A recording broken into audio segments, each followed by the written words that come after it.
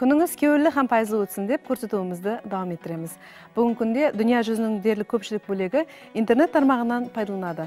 Соңғы уақытлары халқымыздың мәдениетін, әдебиетін, тарихын һәм өтмішін дүния халқына жақыннан таныстыру мақсатында көптеген жастарымыз компьютер бағдарламаларын іздеп шығып, интернет тармағына жайластырмақта.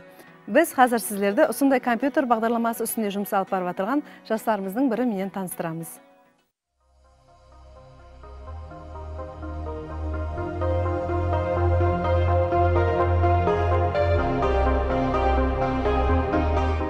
Техника, технологиялар, инновациялық жаңалықтар тұрмысымызға тез бетпенен кіріп келер екен, біз бұл жаңалықтарды қалай қабылдаймыз? Бұл бойынша дүния жүзі қандай тәжірибеге ие? Біз бүгін рубрикамыз арқылы осы бағдарда іскерлік алып барып отырған жастарымыздың бірі Нұрниязов Арман менен осы бағдарда сәубетлесеміз. Арман, сіз қазіргі уақытта анық пәндер, соның ішінде техника пәндеріне қызығады екенсіз. Бұл бойынша қазіргі уақытта қандай бағдарлама ямаса ісленбе үстінде жұмыс алып барып отырсыз? Мен қазіргі уақытта елімізге белгілі шайыр Гүлстан Матякупованың веб-сайтын жарату үстінде шұғыланып жатырмын. Бұл веб-сайтты жаратудан тек арғы мақсат жұртымызға белгілі болған шайыр Гүлстан Матякупованы тек қана мемлекетімізде емес, бәлкі бүткіл дүние жүзінде таныту болып есептелінеді. Сайтымыз тек қана бірнеше бөлімдерден ібарат. Бұнда айтып өтетін болсақ, бас бет бөлімінде тек қана шайырдың өмірі, дөретушілігі дауамында соңғы жаңалықтары беріп барылады. Ал кейінгі минет іскерлігі бөлімінде болса, шайырдың өмірі дауамындағы іскерлігі хақында сөз етіледі. Ал әдеби байланыстар бөлімінде болса, шайыр хақында хатлар, сәубетлер һәм байланыстар хақында беріліп барылады. Сондай қосқылары бөлімінде болса, шайырдың дөретіп атырған қосқылары беріліп, жаратылып барылады. Ал кейінгі бөлімде болса, бұл дастан бөлімі болып, бұнда шайырдың жаратқан дастанлары хақында пікірлер беріп барылады.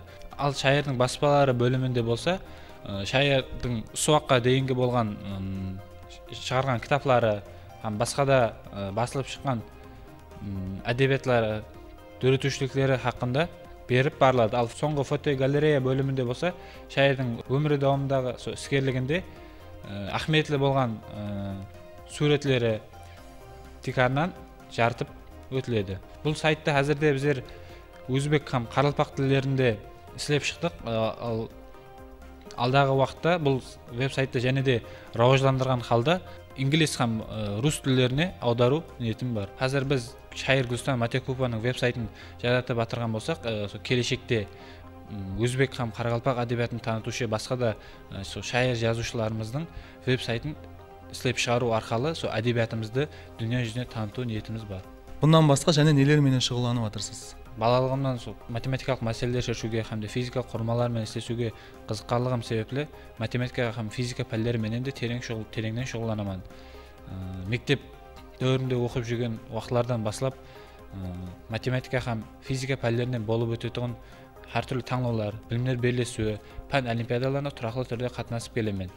Атап айтқанда мектеп басқышы һәм қалалық басқышыларда белсенді қатынасып, жоғары нәтижелерге ерісуге миясар болдым.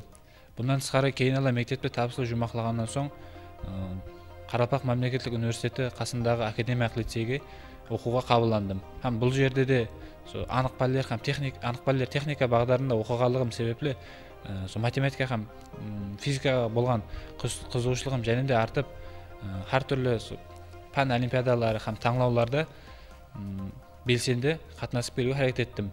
Һәм бірқанша жоғары орындар иелеп жетістіктерге ерістім. 2017 жылы физика пән олимпиадасында Қарақалпақстан Республикасы басқышында қатынасып, 3-ші орынды иеледім. Һәм бұл арқылы Ташкент қаласында болып өтетін академиялық лицей һәм кәсіби колледждер оқушылар арасында 4-ші басқыш пән олимпиадасында физика пәні бойынша жолдама алдым. Һәм сол жылы болып өткен физика пәні олимпиадасында белсенді қатынастым. Һәм де сол жылы Мұхаммед Ал-Хорезми атындағы Ташкент информациялық технологиялар университеті Нөкіс филиалы программалық инженеринг бағдарына өзім өжетлерімді тапсырып, ол жерге ең жоғары балменен грант есабында оқуға қабылдандым. Кейін филиал көлемінде де өткерілетін әрқилы таңдауларда, пән олимпиадаларында да белсенді қатынасып келмектемін.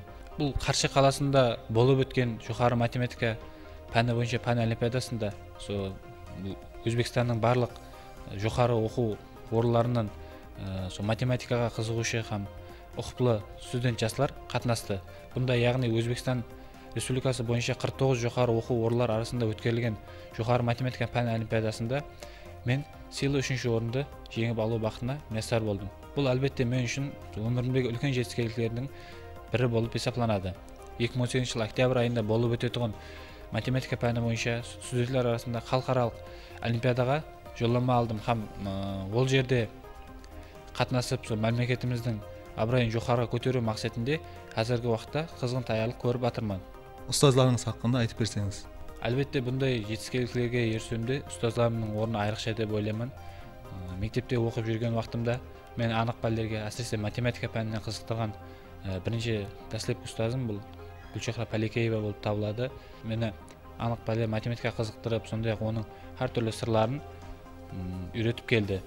Кейін лицейге оқуға кіргеннен соң мені математика және физика пәндері бойынша білімдерімді және де бекемдеп, пән олимпиадаларға таярлаған ұстаздарым Мірсайет Құдайберген hamde Абдубақыт Пахраддиновларды да айтып өтуім мүмкін. Ал қазірде болса филиалымызда ұстазым техника ілімдері докторы Сейтназар Қуаншағымен біргелікте де ilmi жұмыстар істеп жатырмыз. Сондай-ақ алдағы болып өтетін пән олимпиадаларына күшлі даярлық көріп жатырмыз. Арман, бос уақытыңызда және нелермен шұғылданасыз? Бос уақытымда мен тек қана ilmi бағдардағы жұмыстармен шұғылданып қалмастан, бос уақытымда спортпенен де шұғылданып тұрамын. Спорттың, әсіресе спорттың таеквондо, ITF һәм еркін күрес түрлеріменен шұғылданып келемін. Сондай-ақ бұл тек қана шұғылданып келместен, бәлкі бірқанша жетістіктерге де ерсуге мәсар болдым. Атап айтатын болсам, таеквондо ITF спорт түрі бойынша Өзбекстан һәм Қарақалпақстан көлемінде өткерілетін әртүрлі жарыстарда жоғарғы сыйлы орынларды иелеп келдім. Ал ең үлкен жетістіктердің бірі болса, бұл таеквондо ITF спорт түрі бойынша 2008 жылы қара белбеу біріншіден иесі болу бақытына мәсар болдым. Алдағы режелеріңіз һәм мақсатларыңыз хақында атап өтсеңіз? Программалар жаратуды еледе күшейтіп, рауажландырып, сондай-ақ мемлекетіміз hamde халықаралық майдаларда болып өтетін әрқилы белдесулерде өз білімді һәм күшімді аямаған халда мемлекетіміздің абыройын жоғары көтеру ниетлерім бар. Рахмет Арман, ниетіңіз әмелін көргейсіз. Технологиялар рауажланған сайын ізденулер де артады. Бұл болса өз кезегінде жаңадан жаңа инновациялық ізденбелердің пайда болуына һәм қалыптасуына түрткі болады.